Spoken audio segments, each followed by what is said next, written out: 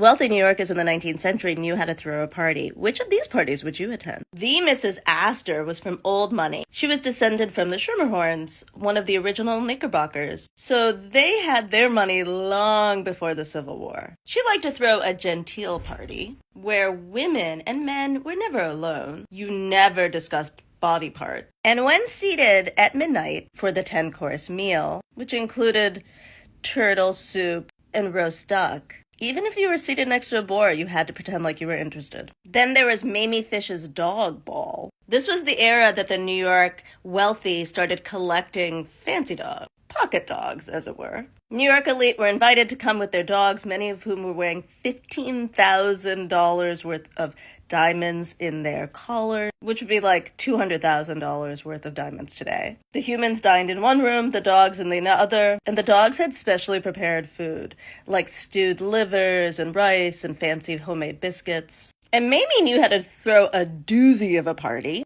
She had the elephant ball, where it was just a regular ball, but with an elephant who wandered around their Gilded Age mansion because it was a circus party. And Mamie seemed to like to trick people a little. Like she invited all these people to meet Prince del Drago of Corsica, who turned out to be Mamie's pet monkey. And a lot of women in Europe really loved monkeys, which became very fashionable in Gilded Age wealthy society. Then there was the horse ball. Industrialist C.K.G. Billings threw a party that would be at $1.3 million in today's money, turning this restaurant into an interior garden and having horses there. The whole thing was set up so you could sit on a horse and eat a multi-course dinner. And while there were scores of fancy dress parties, Henry Clews decided to turn it on its head and run a servants' ball. Not for his servants. People were supposed to dress up as domestics. A couple of the guests got so into it that they broke into the kitchen to try to cook dinner